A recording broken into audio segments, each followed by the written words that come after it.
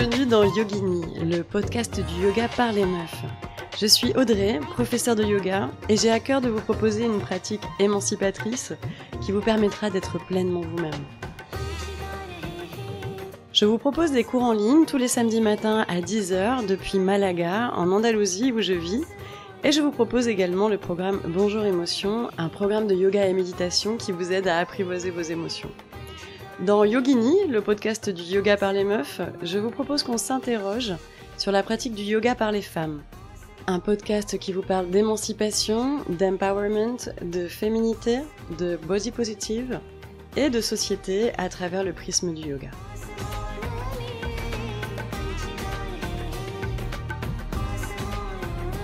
Et donc bienvenue dans ce 3e épisode de Yogini intitulé « Yoga et conspirationnisme sont-ils compatibles ?»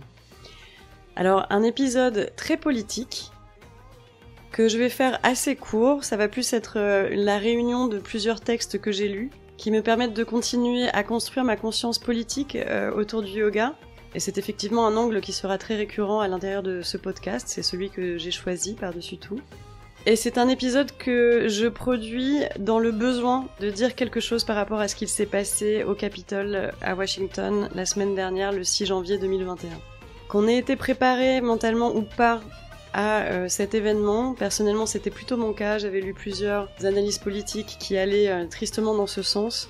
Je pense qu'on est encore un peu tous sous le choc. Même si on n'est pas américain, un acte comme celui-ci est une attaque très violente au concept de démocratie. Et je pense qu'un événement comme celui-ci nous interpelle obligatoirement d'une manière ou d'une autre. Et cet événement, c'est le résultat direct d'un discours de haine mené par Trump depuis plus de 4 ans à présent, et qui s'est dirigé de plus en plus vers le conspirationnisme, vers l'anti-establishment, un discours qui suscite la peur, la paranoïa et donc les actes violents. Et alors vous allez me dire, mais qu'est-ce que tout cela a à faire avec le yoga ? Très bonne question. Je n'aurais pas moi-même fait le parallèle si je n'avais pas lu il y a quelques mois, en novembre 2020, un article rédigé par Rachel A. Greenspan et Gabby Landsberg pour Insider, qui se nomme en anglais « How QAnon Infiltrated the Yoga World ». Comment QAnon a infiltré le monde du yoga.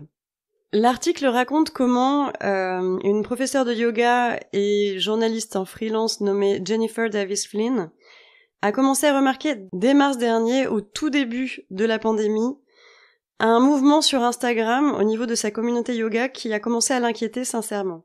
Elle a commencé à voir sur les comptes qu'elle suivait depuis longtemps des yogis et yoginis principalement qui s'exprimaient sur leur scepticisme par rapport à la sévérité du Covid. Très rapidement ensuite, elle a vu des messages de défiance très violents envers l'OMS et des messages incitant à se soigner par la pratique de la méditation, l'usage des huiles essentielles, ce que personnellement je ne condamne absolument pas en préventif, mais face à une maladie réelle, je pense que ça ne fait pas tout à fait le poids. Et cette tendance a commencé à augmenter de plus en plus à partir d'avril, et c'est à ce moment-là que Jennifer Davis Flynn a commencé à contacter Insider pour mettre en place une veille de ce mouvement à l'intérieur de la communauté de yoga sur Instagram. Et donc cette veille, elle a permis l'observation du développement dans la communauté du yoga sur Instagram de la théorie de l'inexistence du virus. Cette théorie serait nourrie par le fait qu'il y aurait une conspiration secrète lié au développement du réseau 5G et qui aurait pour but d'inoculer le vaccin anti-Covid à l'ensemble de la population pour pouvoir leur insérer un dispositif de localisation. Les journalistes ont pu également observer de nombreuses références à une société pédophile secrète. J'ai moi-même eu l'occasion de voir sur certains réseaux européens des références au fait que l'OMS, en tant que telle, serait une organisation pédophile. Et elles ont observé également de nombreuses références au diable, à Satan et à une bataille entre le bien et le mal. Donc à partir de là, il y a quand même certains yogis qui ont commencé à se dire « Attention, là on est en train de parler de Satan dans un contexte de yoga ». Satan n'a absolument rien à faire dans la philosophie du yoga. C'est un élément judéo-chrétien qui n'a absolument rien à faire dans la communauté du yoga. Et donc toutes ces théories, on a bien évidemment eu l'occasion de les rencontrer régulièrement sur les réseaux sociaux, non pas seulement à travers la communauté du yoga, et c'est parce qu'en fait elles tiennent leurs racines dans un mouvement nommé QAnon. Alors la théorie QAnon, c'est un mouvement donc sur les réseaux sociaux qui est suivi par le FBI depuis 2017 car il est considéré comme à fort potentiel terroriste.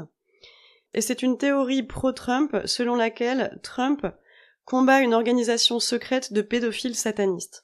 Et donc ce que les journalistes dénoncent à travers cet article, c'est que cette théorie QAnon a été reprise par les yogis et le monde du bien-être sans se rendre compte de son appartenance à un mouvement pro-Trump. Et en fait, ces théories complètement décontextualisées de leur environnement politique sont même amenées à traverser l'Atlantique, puisqu'on a bien évidemment vu ces théories-là circuler en Europe sur plein de communautés différentes. Mais en tout cas, leur origine, elle est clairement identifiée par le mouvement QAnon, qui est un mouvement pro-Trump. Petit à petit, les journalistes d'Insider ont vu l'utilisation des termes awakening ou save the children, donc réveil ou sauver les enfants, qui sont des termes complètement créés, employés par QAnon depuis le début.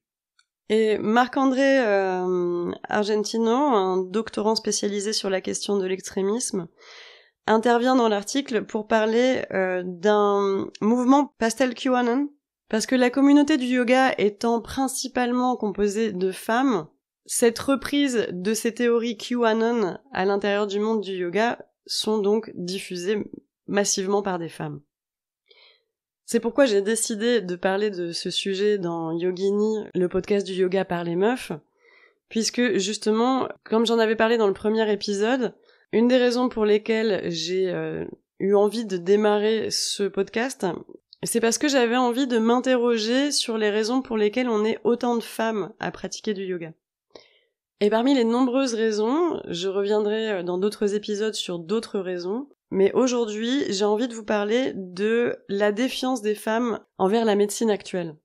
La parole se libère depuis quelques années, il y a de plus en plus de blogs, il y a de plus en plus de Tumblr ou de comptes Instagram qui réunissent des témoignages de femmes qui parlent de maltraitance gynécologique et obstétrique. Mais globalement, il y a une maltraitance à travers la médecine d'aujourd'hui sur le corps de la femme qui fait qu'il y a une défiance de plus en plus présente chez nous les femmes envers la médecine. C'est pourquoi on voit aussi de plus en plus la naissance de réseaux, de cercles qui permettent de revenir à une médecine plus douce, une médecine de la tradition gynécologique qui se perpétrait auparavant. Il y a de plus en plus de femmes qui manifestent le souhait ou le besoin d'accoucher chez elles, comme on le faisait auparavant. Et tout ça a très sans doute à voir avec le retrait du pouvoir de la médecine qu'exerçaient auparavant les femmes, qui s'est opéré lors de la Renaissance. C'est quelque chose que décrit très très bien Mona Chollet dans un livre qui s'appelle Sorcières, la puissance invaincue des femmes, et qui date de 2018, que je vous recommande chaudement. L'exemplaire que j'ai à côté de moi est plein de sable et m'a accompagné une bonne partie de l'été. C'est un livre dans lequel j'ai appris que, au final, la chasse aux sorcières, contrairement à ce que beaucoup d'entre nous pensent, elle n'a pas eu lieu pendant l'Inquisition, mais elle a eu lieu lors de la Renaissance.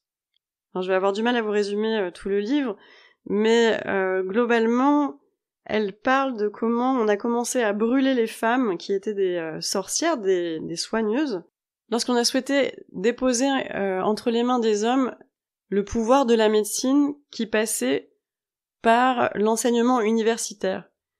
C'est-à-dire que pendant des millénaires, on a eu des générations et des générations de sorcières, de soigneuses, qui possédaient un savoir ancestral, un savoir des plantes, un savoir des élixirs, un savoir du corps, qui passe par le vécu et le bouche à oreille.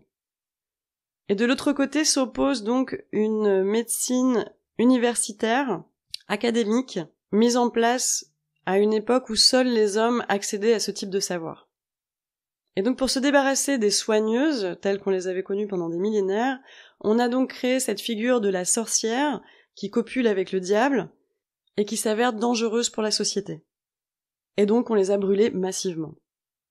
Donc Mona Chollet en parle très bien dans le livre, encore une fois, je vous le recommande très fortement. Et il y a un passage que je vais vous lire, c'est justement le passage dans lequel elle fait un lien entre la maltraitance médicale qui s'exerce sur le corps de la femme, encore aujourd'hui, et le succès des pratiques type yoga ou médecine douce qui est de plus en plus exponentiel. Alors, je vous lis l'extrait.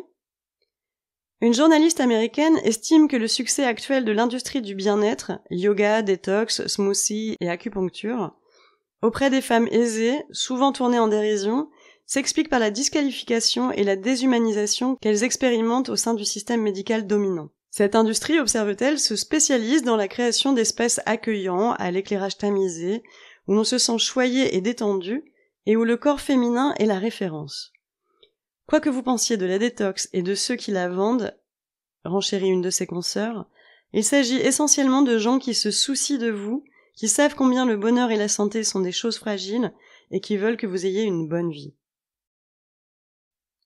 C'est un passage dans lequel je me suis reconnue en partie, parce que moi je pourrais pas dire que je suis allée vers le yoga par défiance envers la médecine, mais c'est vrai que le yoga m'a ouvert une porte vers des médecines parallèles, vers des médecines douces, des médecines préventives, qui ont fait que j'ai eu grand plaisir à justement les pratiquer pour pouvoir m'éloigner le plus possible d'un cabinet de médecin, car j'ai moi-même mes épisodes de maltraitance en termes de médecine, mais en tout cas c'est pas par défiance pour la médecine que j'y suis allée, mais je me suis dit qu'effectivement j'avais ici des méthodes qui me permettraient très certainement de fréquenter le moins possible le monde médical. Et je pense que le fait d'arriver à des méthodes effectivement qui seraient plus préventives que curatives a quelque chose de philosophiquement très bon. La problématique, c'est quand, en fait, de là, on commence à nourrir des peurs. Si la pratique de médecine douce et de médecine parallèle, préventive, se fait dans le rejet profond de la médecine actuelle, je pense qu'on rentre dans un cercle de peur qui est le même type de logique qui amène à des théories conspirationnistes. C'est également la théorie donc des journalistes qui ont écrit l'article d'Insider que je vous ai décrit auparavant. Mais en attendant, j'ai envie de citer Yoda. Je suis une grosse fan de Star Wars et je me suis nourrie de Star Wars pendant toutes les fêtes de Noël comme je fais chaque année. La peur amène au côté obscur. Dans notre pratique de yoga, dans notre pratique des médecines préventives, du bien-être en général, il ne devrait pas y avoir de peur. Il faudrait réussir à trouver l'équilibre en fait entre l'usage de techniques actuelles qui ont quand même permis un prolongement de l'espérance de vie considérable et absolument irrévocable. Donc personnellement, je pense qu'il faut remercier l'existence de cette médecine. J'en profite au passage pour remercier éventuellement toutes les personnes appartenant au corps médical qui continuent à lutter depuis des mois et des mois contre ce virus. Et voilà, leur exprimer toute mon admiration et toute ma gratitude. Et j'espère qu'ils ne seront pas choqués lorsque je parle de maltraitance dans le milieu médical envers les femmes. Je pense que la parole est en train de se libérer assez pour que ceci soit de plus en plus pris au sérieux. Je remercie la médecine actuelle d'exister. Et je suis aussi très heureuse d'avoir des outils de médecine douce qui me permettent de pratiquer du préventif. Et c'est ça, à mon avis, qu'il faut trouver, c'est un équilibre entre les deux. Lorsque j'ai voyagé en Chine en 2005, je voyageais avec une amie chinoise qui était étudiante avec moi en France, et j'ai fait la connaissance de son père, qui était médecin de la médecine occidentale, moderne, et qui pratiquait du tai chi tous les matins, et qui était complètement à faveur de l'usage de la médecine chinoise. Mais pour lui, il y avait un équilibre entre les deux. Utiliser de la médecine douce en préventif, ça permet d'avoir moins recours à la médecine plus curative que serait donc la médecine moderne. Mais je pense qu'il est important de trouver son équilibre là-dedans pour ne pas se retrouver dans des situations délicates. Les techniques de médecine ancestrale requièrent une connaissance qu'on a perdue, nous, en Occident. Donc je pense qu'il est vraiment bon de les utiliser uniquement dans un but préventif.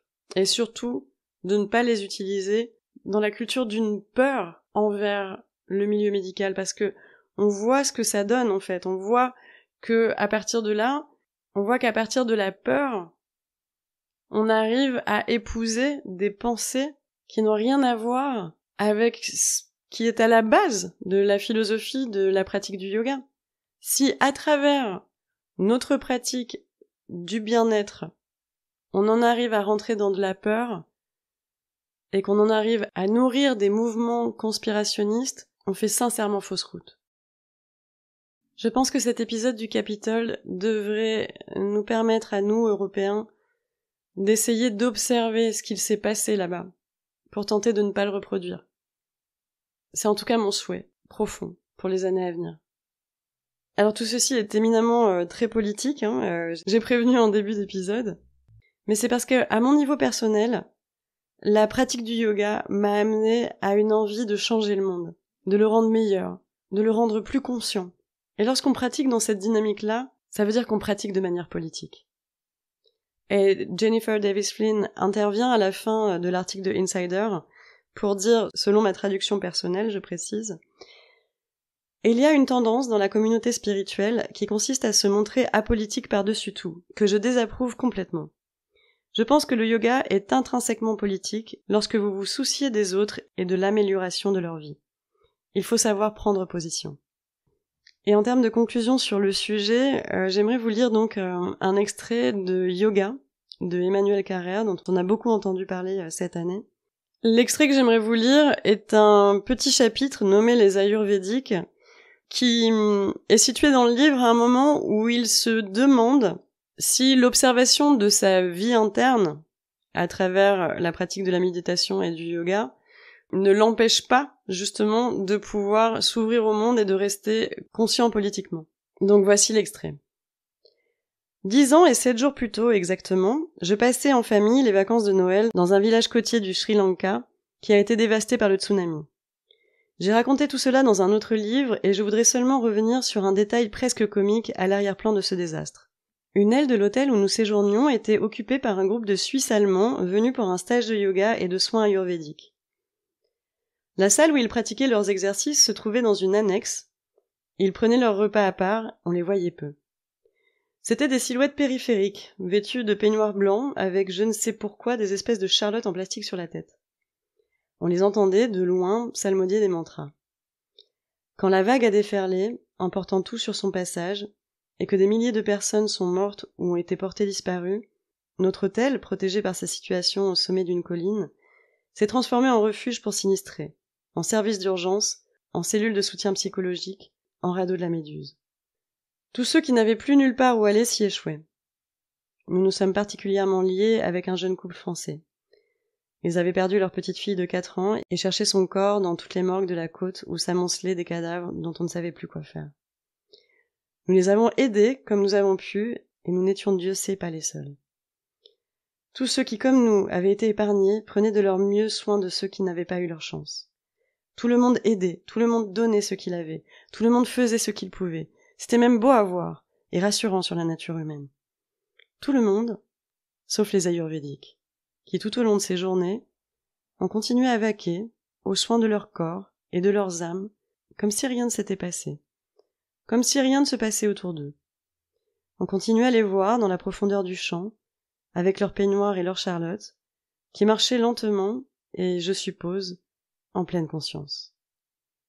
On continuait à entendre, portés par la brise chaude des tropiques, leur mantra sur le pouvoir de l'instant présent et la grâce de la compassion. Alors, je suis en train de réaliser que les 2 extraits de livres que je viens de vous lire m'ont été offerts par le même ami cette année. S'il m'écoute, il doit croire que je n'ai lu que ça pendant cette année. Ce n'est pas le cas. En tout cas, c'est sur ça que je vais vous laisser, à cette réflexion de ce que vous souhaitez faire de votre pratique. Moi, je parle à mon niveau personnel de comment j'ai décidé de rendre ma pratique et les questionnements qui vont autour politiques. Ensuite, comme je le répéterai toujours, chacun pratique comme il le veut pour ses propres raisons. Chacun est libre de sa pratique. Il y aura d'autres épisodes, bien évidemment beaucoup moins politiques, dans lesquels on parlera plus spécifiquement de pratique du yoga. Ils viendront très bientôt. Et n'hésitez pas à me contacter s'il y a une thématique en particulier qui serait liée à la pratique du yoga par les femmes, pour qu'on puisse mettre en place éventuellement une intervention de votre part. Je vais également créer un groupe Facebook dans lequel je vous inviterai à faire part de vos témoignages sur le sujet pour pouvoir justement mettre en place des interventions régulièrement dans ce podcast.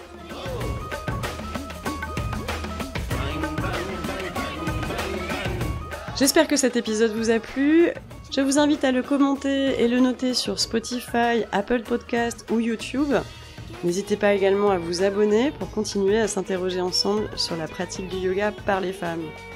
Je vous donne rendez-vous sur mon site internet audreyyoga.com pour découvrir mes cours du samedi matin à 10h, ainsi que Bonjour Émotions, mon programme de yoga et méditation en ligne qui vous aide à apprivoiser vos émotions. Bref, pratiquons ensemble et soyez vous-même.